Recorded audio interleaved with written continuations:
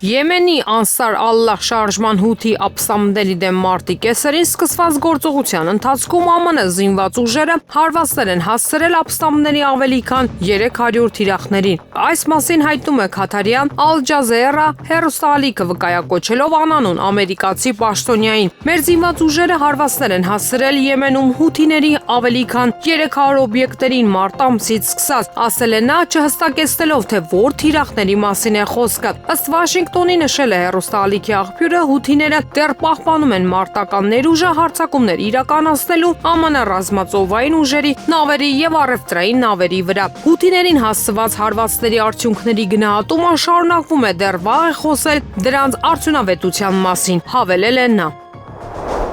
Ամերիկյան ուժերը ռմբակոծել են Եմենի հարավ-արևմուտքի Իբ նահանգում գտնվող հեռախոսային ցանցի օբյեկտները, այս մասին հայտնում է Al-Masira հեռուստաալիքը, որը վերահսկվում է Եմենի հութի ապստամբների կողմից։ Դրա տեղեկություններով ամերիկյան ավիացիան առնվազն 3 հարված է հասցրել տարածաշրջանում հեռախոսային կապ ապահովող օբյեկտներին։ Պարզ չէ, թե արդյոք տեղի բնակիչները շարունակում են օգտվել բջջային կապի ծառայություններից։ Երեքշաբթի երեկոյան հեռուստաալիքը հաղորդել է, որ ԱՄՆ-ն օդային հարված է հասցրել երկրի արևմուտքում գտնվող Համանուն նահանգի մայրաքաղաք Հոդեյդա քաղաքի բնակելի թաղամասին։ Հութիների առողջապահության նախարարության վերջին տվյալների համաձայն հարվածների հետևանքով զոհվել է առնվազն 6 մարդ եւ եւս 16-ը վիրավորվել է։ Փրկարարները շարունակում են փլատակներում մարդկանց որոնումները, հայտնում է Al-Masirah-ը։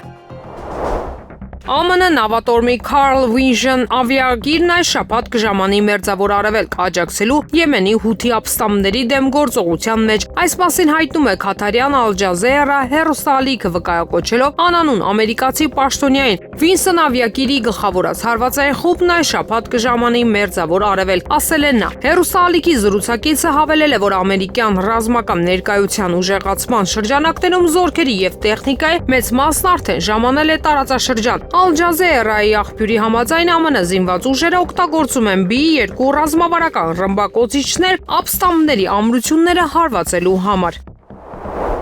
ԱՄՆ-ն դեռ որոշում չի կայացրել եվրոպական երկրներում իր ռազմական կոնտինգենտը կրճատելու վերաբերյալ։ Այս մասին հայտնել է Պենտագոնի մամուլի ծառայությունը ի պատասխան լեհական TVP հեռուստաալիքի խնդրանքին, չհերքելով նման գաղափարի առկայությունը։ Ներկայումս ընթանում է ռազմական կառուցվածքի վերանայում, բայց դեռ որոշումներ չեն ընդունվել Եվրոպայում ամերիկյան զորախմբի վերաբերյալ։ ԱՄՆ-ի հավատարմությունը ՆԱՏՕ-ին ամուր է, սակայն ԱՄՆ-ն ակնկալում է, որ եվրոպացի դաշնակիցները առաջատար դեր կխաղան Եվրոպայի սովորական պաշտպանության գործում, ասվում է ԱՄՆ ռազմական գերատեսչության մամուլի ծառայության հաղորդագրության մեջ։ Ավելի վաղ NBC-ն վկայակոչելով ամերիկացի եւ եվրոպացի պաշտոնյաներին հայտնել էր, որ Պենտագոնը դիտարկում է արևելյան Եվրոպայից մինչև 10,000 զինվորական դուրս բերելու հնարավորությունը։ Դրա տվյալներով խոսքը 20,000-անոց խմբի կեսի մասին է, որոնք 2022 թվականին ԱՄՆ նախկին վարչակազմի կողմից ուղարկվել են Ուկրաինային սահմանակից երկրներ։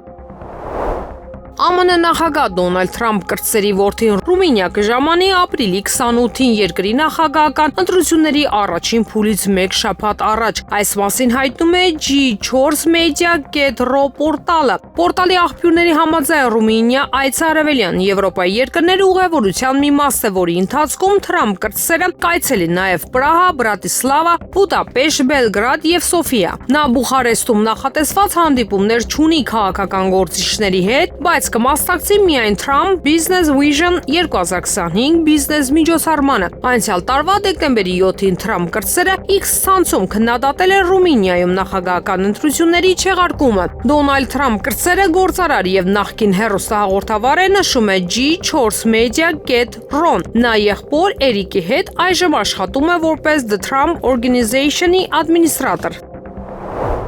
Ադրբեջանի պաշտպանության նախարարության հաղորդագրությունը, թե իբր ապրիլի 8-ին ժամը 19:20-ից 22:30 ընկած ժամանակահատվածում Հայաստանի Հանրապետության զուսպ ստորաբաժանումները կրակ են բացել սահմանագոտու հարավ-արևելյան հատվածում տեղակայված ադրբեջանական դիրքերի ուղղությամբ, որը չի համապատասխանում իրականությանը։ Հիշեցնենք, որ Հայաստանի Հանրապետության վարչապետի աշխատակազմն առաջարկել է հրադադարի ռեժիմի խախտման դեպքերի եւ կամ այդ մասին տեղեկությունների հետաքննության Հայաստան Ադրբեջան համատեղ մեխանիզմ ստեղծել, ինչին մինչև օրս Ադրբեջանը չի արձագանքել։ Հայաստանի Հանրապետության Պաշտպանության նախարարությունը վերահաստատում է, որ Հայաստանի Հանրապետության վարչապետի աշխատակազմի դիրքորոշմանը համապատասխան պատրաստ է հետաքննել Ադրբեջանի Պաշտպանության նախարարության հաղորդագրությունը, հիմնավորող փաստերը դրանք Հայաստանի Հանրապետությանն փոխանցելու պարագայում։ Հայ պատանդներին Բաքվից վերադարձնելու հարցում վարչախմբի միտումնավոր անգործությունն այն աստիճանի է հասել, որ անգամ Հայաստանի Հանրապետությունում Եվրամիության դեսպան Վասիլի Մարագոսն ասում է, թե Բաքվից արդար դատավարություն է ակնկալում, ինչը նշանակում է, որ Եվրամիության դեսպանը հայ պատանդների նույնիսկ քաղաքական բանտարկյալներ չի համարում։ Նշված է Հայ-Ակֆեի հաղորդագրությունում։ Ոչ կառավարությունը, ոչ ազգային ժողովի իշխող խմբակցությունն անգամ դատապարտող հայտարարություն չեն արել հայ պատանդների վերաբերյալ։ Ավելին վարչախմբի պարագլուխներն անգամ Ռուբեն Վարդանյանին են մեղադրում իր պատանդարման հարցում արժանապատվություն չունենալը, քանիցս ապացուցած մարդիկ նրանց մեղադրում են պատկերացրեք գերեվարվելու, ինքնասպան չլինելու համար։ Սա մատնում է նրանց ներքին թաքուն ցանկությունը այդ մարդկանց մահացած տեսնելու, նշված է տեքստում։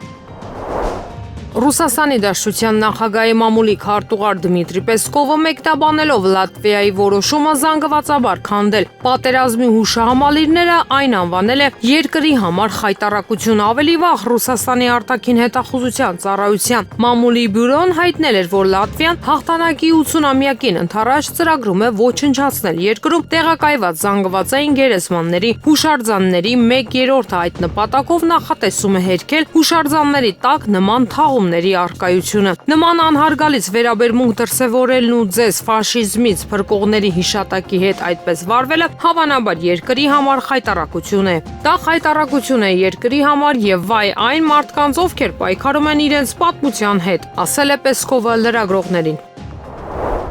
Ազգային ժողովի նախկին падգամավոր Մհեր Սահակյանը ավտովթարի օրն ալկոհոլի կամ թմրանյութի ազդեցության տակ չի եղել։ Տեղեկությունը Սպուտնիկ Արմենիային հայտնեցին Հայաստանի Հանրապետության քննչական կոմիտեի մամուլի ծառայությունից։ Քննչական կոմիտեն ստացել է ազգային ժողովի նախկին падգամավորի մահվան դեպքի առթիվ նախաձեռնված քրեական վարույթով նշանակված փորձաքննությունների եզրակացության պատասխանը, ըստ որի Մհեր Սահակյանը դեպքի օրն ալկոհոլ կամ թմրանյութ օգտագործած չի եղել, նշեցին քրեակատարողական Հիշեցնենք, հունվարի 13-ին հայտնի դարձավ, որ Արարատի մարզում ավտովթարի հետևանքով մահացել է Հայաստան խմբակցության падգամավոր Հույդան անդամ Մհեր Սահակյանը։ Սահակյանի մեքենան հայտնաբերվել էր Տիգրանաշենի Բոլորանների ձորում։ Падգամավորի մահվան գործով քրեական վարույթ է նախաձեռնվել Հայաստանի Հանրապետության քրեական օրենսգրքի 342-րդ հոդվածի 2-րդ մասի հատկանիշներով ճանապարհային երթևեկության կամ տրանսպորտային միջոցների շահագործման անվտանգությունն ապահովող կանոնները խախտել, որն անզգուշությամբ առաջացրել է մարդու մահ։ Իրանի իշխանությունները Վաշինգտոնի ճնշումներից խուսափելու համար ընտրել են միջնորդների միջոցով ԱՄՆ-ի հետ բանակցել է եւ Օմանի հանդիպումից հետո չեն ծրագրում փոխել ձևաչափը։ Այս մասին հայտարարել է Իսլամական Հանրապետության արտաքին գործերի նախարարության ղեկավար Աբբաս Արաղչին, եւ մենք համաձայնություն չունենք դրանք հետագայում ուղղակի դարձնելու համար։ Բանակցությունների ձևի ընտրությունը պայմանավորված է նրանով, որ մենք չենք ընդունում բանակցությունների այն տեսակը, որտեղ նրանք իրենց տեսակետն են պարտադրում սպառնալիքների եւ ճնշումների միջոցով։ Սա թելադրանք է, միջնորդական բանակցությունները կարող են երաշխավորել իրական եւ օգտակար երկխոսություն, եւ մենք համաձայնություն չունենք դրանք հետագայում ուղղակի դարձնելու համար, մեջբերում է Արաղչիի խոսքը ԻՌՆ-ան։ ԱՄՆ պաշտպանության նախարարությունը դիտարկում է Արևելյան Եվրոպայից մինչև 10,000 զինվորական դուրս բերելու հարցը։ Այս մասին հայտնում է NBC հեռուստաընկերությունը, վկայակոչելով ամերիկացի եւ եվրոպացի պաշտոնյաներին։ Նրանք ասացին, որ այն զորքերը, որոնք կարող են հայրենադարձվել, կազմում են մինչև 20,000 միավոր ստորաբաժանումներ, որոնք ԱՄՆ-ի նախորդ վարչակազմի կողմից 2022 թվականին ուղարկվել են Ուկրաինային սահմանակից երկրներ։ Ուռուցքաբանության ազգային կենտրոնը հայտնել է խորցավով տեղեկացնում ենք, որ կյանքից անժամանակ հեռացել է Ուռուցքաբանության ազգային կենտրոնի երկարամյա աշխատակից ճառագայթային ուռուցքաբան, բժշկական գիտությունների դոկտոր պրոֆեսոր Ներսես Քարամյանը շուրջ 30 տարի բժիշկ աշխատել է մեր կենտրոնում իր գիտելիքներով եւ մեծ փորձառությամբ բուժելով հազարների։ Նրա անցած ուղին եւ մինչեւ վերջին օրը նվիրվածությունն իր մասնագիտությանը հավերժ օրինակ կլինեն ապագա սերունդների համար, որոնք նվիրվել են մարդկանց կյանքեր փրկելուն, նրանց կյանքի որակը բարձրացնելուն։ Բժիշկն իր գործի անմնացորդ նվիրյալն էր իր հոր վաստակաշատ գիտնական բժիշկ Սամվել Քարամյանի արժանի հետնորդը։ Ուակի ողջ անձնակազմը իր ցավակցությունն է հայտնում սիրելի գործընկերոջ ընտանիքին, հարազատներին եւ բոլոր մտերիմներին։ Ներսես Քարամյանի հոգեհանգստի արարողությունը տեղի կունենա ապրիլի 10-ին ժամը 18:00-ից մինչև 20:00 Լյուար Սքոսրաում հասցեն Սիլիկյան հին խճուղի 18 շենք։ Հուղարկավորությունը ապրիլի 11-ին ժամը 13:00-ին նույն վայրից ասված է հայտարարությունում։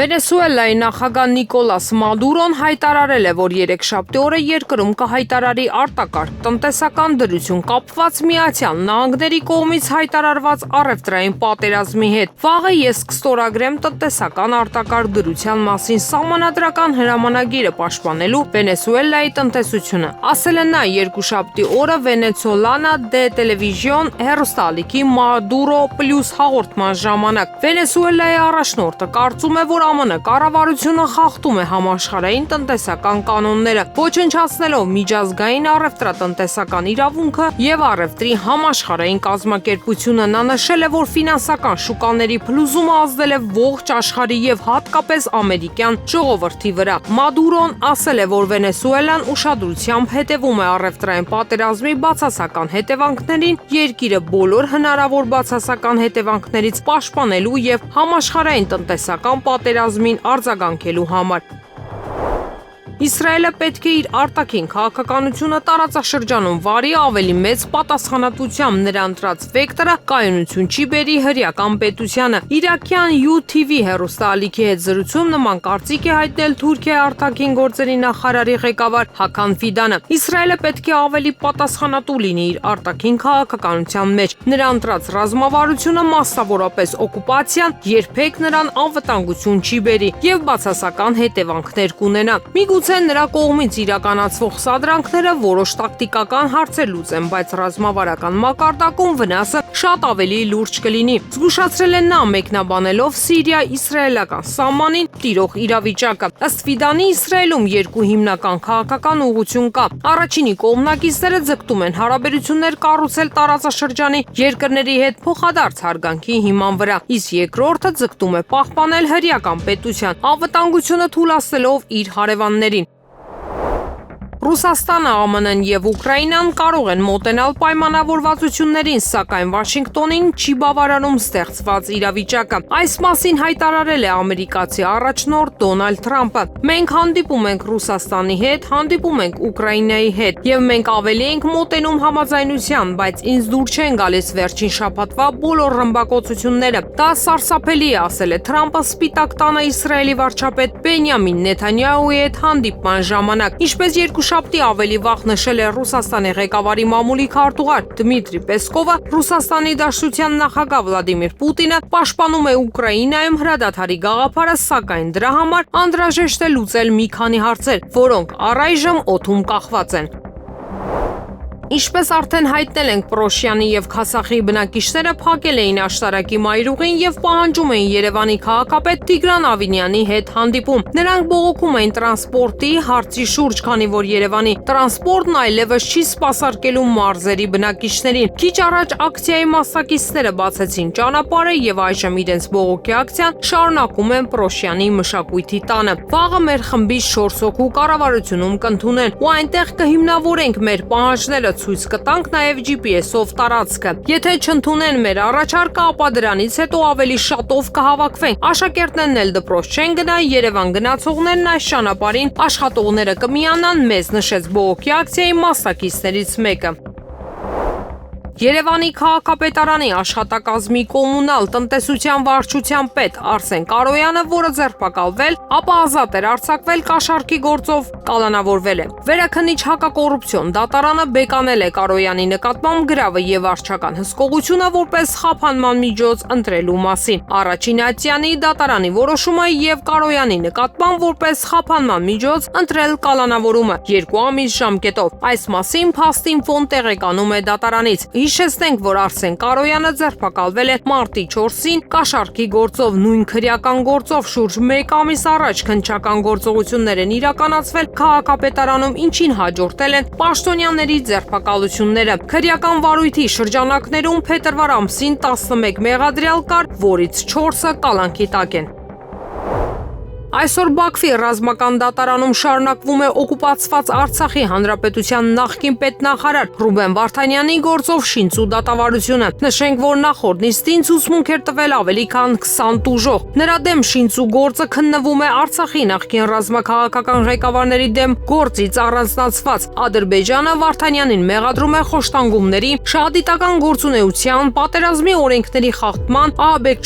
ահաբեկչության ֆինանսավորման համար։ Շինծու դատավարության գործընթացը մեկնարկել էր հունվարի 17-ին։ ԱՄՆ պետքարտուղար Մարկո Ռուբիոն եւ Պակիստանի փոխվարչապետ եւ արտաքին գործերի նախարար Իսհակ Դարը հեռախոսազրույցում քննարկել են մաքսատուրքերը համագործակցությունը հանքարդյունաբերության եւ ահաբեկչության դեմ պայքարում։ Այս մասին ասված է արտաքին գործերի նախարարության մամուլի ծառայության ղեկավար Թեմի Բրյուսի գրավոր հայտարարության մեջ։ Նրանք քննարկել են Պակիստանի նկատմամբ ԱՄՆ-ի պատասխան մաքսատուրքերը եւ ինչպես առաջընթաց գրանցել արդար եւ հավասարակշռված առևտրային հարաբերություններ հաստատելու ուղղությամբ։ Պետքարտուղարը բարձրացրել է կարևոր օգտակար հանածոների վերաբերյալ համագործակցության հեռանկարները եւ հետաքրքրություն է հայտնել ամերիկյան ընկերությունների համար առևտրային հնարավորությունների ընդլայնման հարցում։ Նշվում է փաստաթղթում։ ԱՄՆ պետդեպարտամենտի ղեկավարը նաեւ նշել է Պակիստանի օգնության անհրաժեշտությունը իրավապահ մարմիններում եւ անօրինական միգրացիայի դեմ պայքարում։ Բրյուսի խոսքով արտգործնախարարները ընդգծել են ահաբեկչության դեմ պայքարում հետագա համագործակցության կարևորությունը։ Պետքարտուղարը երախտագիտություն է հայտնել Պակիստանին Վիլայաթ Խորասան ահաբեկչական խմբավորման դաշտային հրամանատարներից մեկի Մոհամմադ Շարիֆուլլայի կալանավորման եւ ԱՄՆ տեղափոխման համար։ Գազայի հատվածում իսրայելական ռազմական գործողությունների հետևանքով զոհերի թիվը երկուշաբթի առավոտից ավելացել է 59-ով, հայտնում է Al Jazeera քաթարյան հեռուստաալիքը, վկայակոչելով պաղեստինյան բժշկական աղբյուրները։ Ավելի վաղ անկլավի առողջապահության նախարարությունը մեջբերել էր տվյալներ, որոնք ցույց են տալիս, որ մարտի 18-ից ի վեր այնտեղ զոհվել է 1391 մարդ, եւս 3434-ը վիրավորվել է։ Գերատեսչությունը նաեւ նշել է, որ 2023 թվականի հոկտեմբերից ի վեր զոհերի ընդհանուր թիվը հասել է 50752-ի, եւս 115475 մարդ վիրավորվել է։ Արաբական հեռուստաալիքների տվյալներով իսրայելական բանակը շարունակում է ինտենսիվ ավիահարվածներ ու հրետանային ռմբակոծություններ իրականացնել անկլավի բոլոր շրջանների ուղղությամբ։ Իրավիճակը մերձավոր արևելքում կտրուկ վատթարացել է 2023 թվականի հոկտեմբերի 7-ին Գազայի հատվածից Իսրայելի տարածք պաղեստինյան արմատական Համաս շարժման զինված աջակիցների ներթափանցումից հետո, որն ուղեկցվել է սահմանամերձ բնակավայրերի բնակիչների սպանություններով եւ պատանդներ վերցնելով։ Վաշինգտոնն ու Թեհրանն անուղղակի բանակցություններ կանցկացնեն Օմանում ապրիլի 12-ին։ Այս մասին ասվում է Իսլամական Հանրապետության արտաքին գործերի նախարարության ղեկավար Աբբաս Արաղչի X-ի էջում արված հայտարարության մեջ։ Իրանն ու Միացյալ Նահանգները շաբաթ օրը Օմանում կհանդիպեն բարձր մակարդակի բանակցությունների համար։ Սա ոչ միայն հնարավորություն է, այլև փորձություն գնդակը ամերիկյան դաշտում է, գրել է նա։ Մարտի 7-ին Թրամփը հայտարարեց, որ ուղերձ է հղել Իրանի գերագույն առաջնորդ Այաթոլլա Ալի Խամենեին առաջարկելով միջուկային բանակցություններ սկսել։ Թեհրանը հրաժարվեց Վաշինգտոնի հետ ուղիղ երկխոսությունից, սակայն թույլ տվեց միջնորդների միջոցով շարունակել խորհրդակցությունները։ Այսօր վաղ առավոտյան ցավալի դեպք է տեղի ունեցել Երևանում իրենց մասնագիտական պարտքը կատարելիս վնթարի է ենթարկվել շտապօգնության բրիգադը։ Այս մասին գրել է առողջապահության նախարար Անահիտ Ավանեսյանը։ Ցավոք բժիշկը մահացել է, իմ խորին ցավակցություններն եմ հայտնում բժշկուհի Ղազարյանի ընտանիքին, հարազատներին։ Բուժքույրը վիրահատվել է, առողջական վիճակն այս պահին գնահատվում է ծանր, գրել է նախարարը։ Լրացուցիչ մաքսատուրքեր սահմանելու ԱՄՆ գործողությունները չեն վկայում երկխոսության Վաշինգտոնի պատրաստակամության մասին։ Այս մասին ճեպազրույցում հայտարարել է Չինաստանի արտաքին գործերի նախարարության պաշտոնական ներկայացուցիչ Լին Ցյանը։ Ամերիկյան կողմի գործողությունները չեն արտահայտում նրա պատրաստակամությունը լուրջ երկխոսության համար։ Եթե ԱՄՆ-ն իսկապես պատրաստ լիներ քննարկումների, դա կնշանակեր հավասարության եւ փոխադարձ հարգանքի քաղաքականությունը։ Եթե Վաշինգտոնը որոշի անտեսել երկու երկրների եւ միջազգային հանրության շահերը եւ շարունակի մաքսատուրքային ու առևտրային պատերազմները, Չինաստանը կշարունակի դրան պատասխանել մինչեւ վերջ, նշել է Չինաստանի արտաքին գործերի նախարարության պաշտոնական ներկայացուցիչը։ Ապրիլի 2-ին ԱՄՆ նախագահ Դոնալդ Թրամփը հայտարարեց 185 երկրների եւ տարածքների ապրանքների համար մաքսատուրք սահմանելու մասին 10% համընդհանուր սակագները ուժի մեջ են մտել ապրիլի 5-ից, անհատականները ապրիլի 9-ից։ Զինված շիա խմբավորումները, որոնք Իրաքի իսլամական դիմադրության մաս են կազմում, պատրաստ են վայր դնել զենքերը Բաղդադի եւ Վաշինգտոնի միջև հակամարտության սրումը կանխելու համար։ Այս մասին հայտում է Reuters գործակալությունը վկայակոչելով խմբավորումների անդամներին։ Գործակալության աղբյուրների համաձայն խմբավորման առաջնորդների եւ Իրաքի վարչապետ Մուհամմեդ Աս-Սուդանի զինաթափման շուրջ բանակցությունները զգալի առաջընթաց են գրանցել եւ նրանք իրենց հերթին հակված են ընդառաջել զենքերը վայր դնել ԱՄՆ կոչերին։ Իրանի իսլամական հեղափոխության պահապանների կորպուսը, զինված ուժերի էլիտար ստորաբաժանումները, լինելով դիմադրության ուժերի հիմնական դաշնակիցը, իրաքյան ուժերին հնարավորություն է տվել ինքնուրույն որոշումներ կայացնել Վաշինգտոնի հետ հարաբերությունների դեսկալացիայի հարցում, նշում են աղբյուրները։ Իրաքցի քաղաքական գործիչներից մեկը հաստատել է Reuters-ին, որ դիմադրության ուժերը լիովին տեղյակ են ամերիկյան ուժերի թիրախ դառնալու հնարավորության մասին։ Ուկրաինան դարձել է պատմության վերաշարադրման ժամանակակից գործընթացների ցածկահարթակ, իսկ Արևմուտքը նրա անկախությունը կապում է նրա արմատների մերժման հետ։ Նման կարծիք է հայտնել ՌԴԱԳՆ պաշտոնական ներկայացուցիչ Մարիա Զախարովան։ Նրա խոսքով Ուկրաինան դարձել է այս երկու գործընթացների բախման տարածքը, երբ արևմտյան երկրները սկսեցին բռնի կերպով վերաշարադրել պատմությունը եւ միևնույն ժամանակ արագորեն նոր նեոգաղութային գաղափարախոսություններ մուծել առօրյա կյանքում։ Դիվանագետն ընդգծել է, որ Ուկրաինայի համար անկախությունն ու ինքնիշխանությունը կապված են արևմտյան նեոգաղութատիրական օրակարգի հետ, որի շրջանակներում ուկրաինացիները պետք է վերաշարադրեն իրենց պատմությունը եւ հրաժարվեն Ռուսաստանի հետ իրենց ընդհանուր անցյալից։ ՌԴ անվտանգության խորհրդի փոխնախագահ Դմիտրի Մեդվեդևը առաջիկա տասնամյակներում աշխարհում միջուկային զինաթափումն անհնար է անվանել։ Նրա կարծիքով միջուկային զենք ունեցող պետությունները չեն կարող հրաժարվել դրանից, նույնիսկ եթե Ուկրաինայում հակամարտությունը վերջնականապես լուծվի։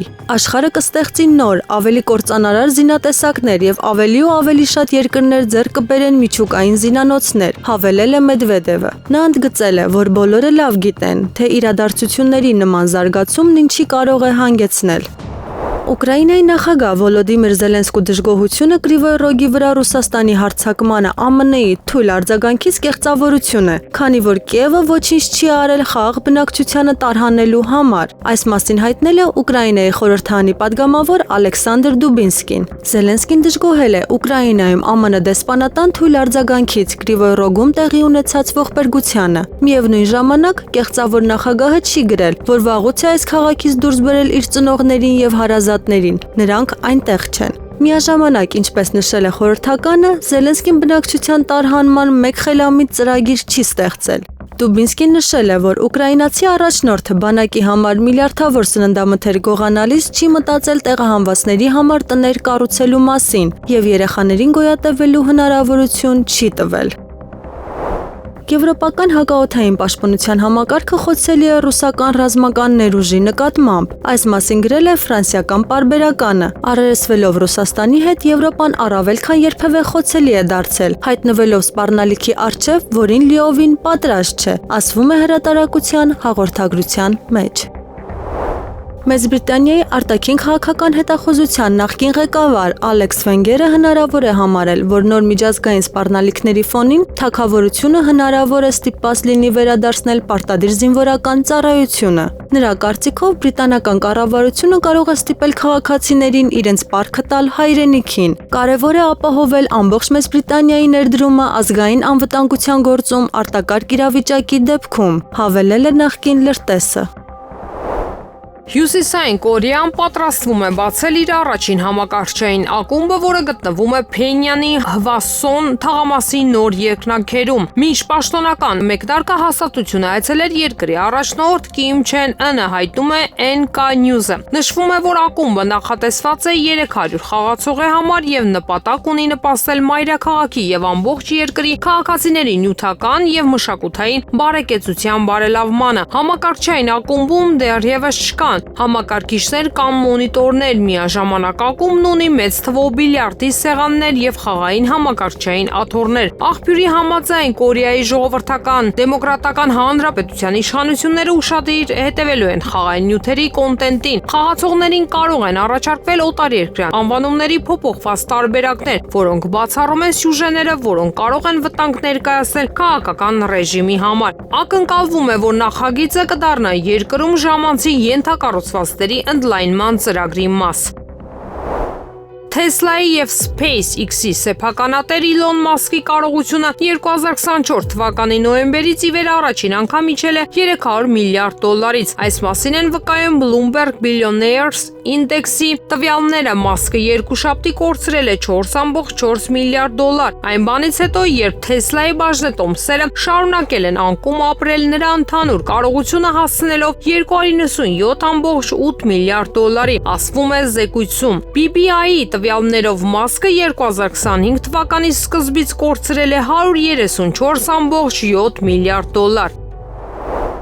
Ֆիլիպինների կենտրոնական Նեգրոս կղզում սկսել է ժայթքել կանլաոն հրաբուխը։ Այս մասին սոցիալական ցանցում հայտնել է Ֆիլիպինների հրաբխագիտության եւ սեյսմոլոգիա ինստիտուտի մամուլի ծառայությունը։ Ժայթքումը սկսվել է ապրիլի 8-ին տեղական ժամանակով ժամը 05:51-ին, Երևանի ժամանակով 01:51-ին։ Սեյսմոլոգների տվյալներով արթնացած հրաբուխը մոտ 4 կիլոմետր բարձրության մոխրի ու ծխի սյուն է արտանետել։ Հրաբխի տարածքում հայտարարվել է վտանգի 3-րդ աստիճան, որը ենթադրում է հրաբխային ակտիվության բարձրացում եւ հանկարծակի ժայթքման հավանականություն։ Կանլաոնը Ֆիլիպինների ամենաբեծ հրաբուխներից մեկն է, որի բարձրությունը 2435 մետր է, հիմքի տրամագիծը 30 կիլոմետր։ Վերջին անգամ այն ժայթքել է 2024 թվականի դեկտեմբերին, երբ 6 կիլոմետրանոց վտանգավոր գոտուց տարանվել է մոտ 47,000 բնակիչ։ Իսկ այժմ եղանակի մասին։ Երևանում ապրիլի 8-ից ցերեկը 9-ին 13-ին սպասվում է կարճատև անձրև, հնարավոր է նաև ամպրոպ։ Ապրիլի 9-ին 10-ին սպասվում է քամուշ գնացում 13-ից 15 մետր/վայրկյան արագությամբ։ Մարզերում ապրիլի 8-ից ցերեկը 10-ին 13-ին առանձին շրջաններում, ապրիլի 9-ին շրջանների զգալի մասում սպասվում է անձրև եւ ամպրոպ, 9-ին առանձին հատվածներում հորդառատ։ Ապրիլի 11-ին 13-ին գիշերը լեռնային շրջաններում տեղումները կդիտվեն ձյան տեսքով։ Քամին հարավ-արևմտյան մասում 3-ից 6 մետր/վայրկյան արագությամբ։ Ապրիլի 8-ին 10-ին առանձին շրջաններում սպասվում է քամուշ գնացում 18-ից 22 մետր/վայրկյան արագությամբ։ Օդի ջերմաստիճանն ապրիլի 11-ին գիշերը կնվազի 8-ից 10 աստիճանով, ցերեկը 6-ից 8 աստիճանով։